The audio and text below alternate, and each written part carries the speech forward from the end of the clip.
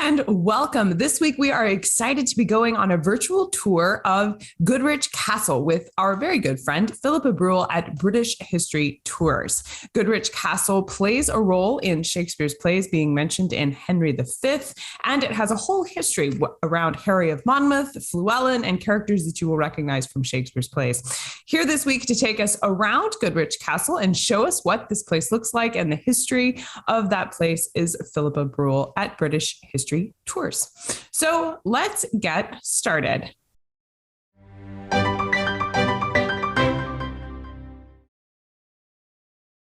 In Shakespeare's Henry V, Fluellen gives a speech referencing a specific location related to Monmouth, saying, "I tell you, Captain, if you look in the maps of the world, I warrant you shall find in the comparisons between Macedon and Monmouth that the situations look you is both alike. There is a river in Macedon, and there is also, moreover, a river at Monmouth. It is called Wye at Monmouth, but it is out of my pains. What is the name of the other river? But 'tis all one, 'tis alike, as my fingers is to my fingers, and there is salmons in both. If you mark Alexander's life well, Harry of Monmouth's life is come after it indifferent well. For there is figures in all things." This comes from Act 4, Scene 7. Philippa, our question for you is this quote referring to the site where we find Goodrich Castle? Are there rivers near the castle? So as we approach the castle, this is Goodrich Castle, and we are following in the footsteps of the final part of the route that any visitor to Goodrich Castle would have followed right back from the late 13th century. So it's really exciting. You get here for the last bit on foot. The car park is about 5 minutes behind me.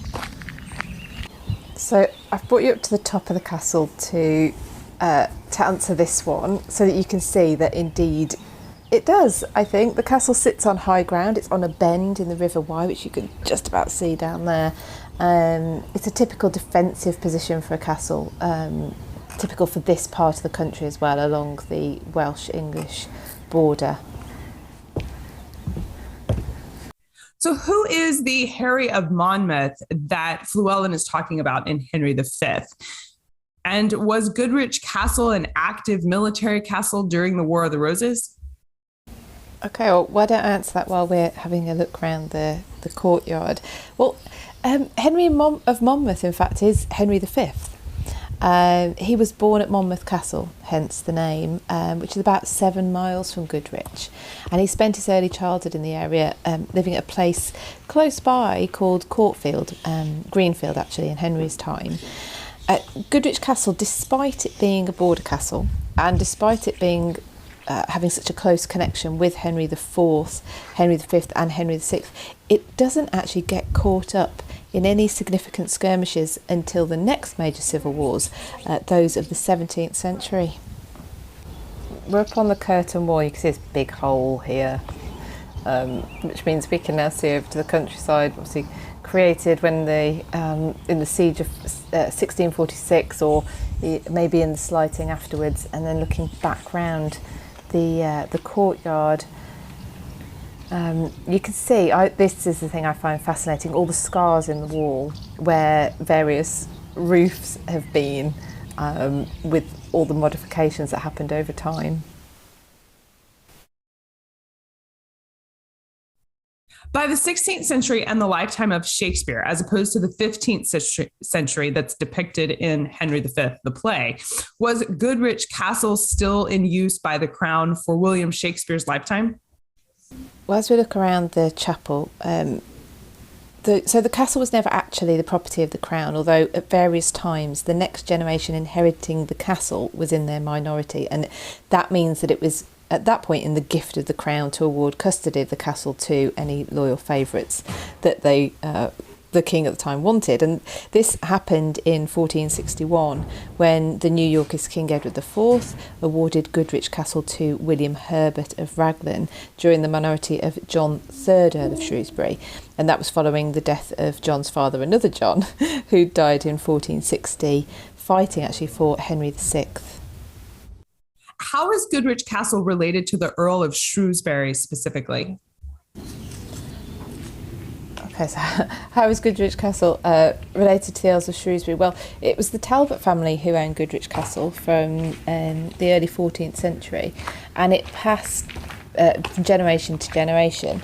In 1418, Gilbert, 5th Lord Talbot, died fighting for Henry V in France. He died in Rouen. And Goodrich went to his brother, a man called John, nicknamed the Terror of the French.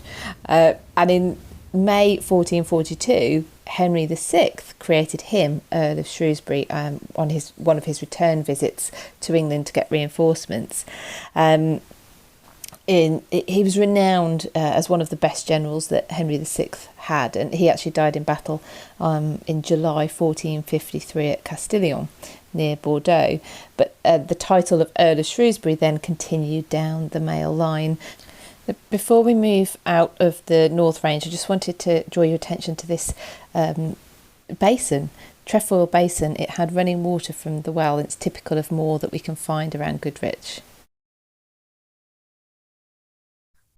I have read that in 1576, when Shakespeare was 11 years old, the then Earl of Shrewsbury, Gilbert Talbot, and his wife Mary stayed at Goodrich Castle, sending his father a gift of local produce, including a Monmouth cap, Ross boots, and Perry. Philippa, if you would, please explain these wares for us. What are they exactly, and are they still associated with the area of Monmouth and Ross-on-Wye today? Okay, so I'm going to take you around the moat as I answer this question, and in a moment we will go through where the stables were. You'll see the foundations on the floor. Yeah, Gilbert was married to Bess of Hardwicke's daughter, and his father George was married to Bess of Hardwicke. They'd got married in 1568, and so Gilbert was married to Bess's daughter, and Gilbert's sister, Grace, was married to Bess's son, Henry. So you have these three marriages linking the two families, which I find quite odd, but interesting. And yes, so this letter, they're referring to the Monmouth cap and Perry. Well, Monmouth cap is a cap, it's a hat. And it's made of wool, and it was popular with soldiers and sailors, I imagine, because it would be very good at keeping your head warm. But it was also a gift that noblemen would give to each other as well. It was suitable for that. Made in this area because the quality of the wool was great in this area. It's well known for its quality. And the caps would be made in this area as well. In fact, the surname Capper was a common surname in the 15th century in this area. And then Perry is also linked to a raw material found in this area, and that's pears. Pears grow extremely well here, and Perry is made from fermented pears. So you could put it simply that it's a pear cider. Cider aficionados might disagree with that, but that's how I think of it. That's it for this time. Thank you for joining us on our virtual tour of Goodrich Castle. Be sure to check the video library for more virtual tours of Shakespeare places just like this one. I'm Cassidy Cash, and I hope you learned something new about the Bard. I'll see you next time. Bye-bye.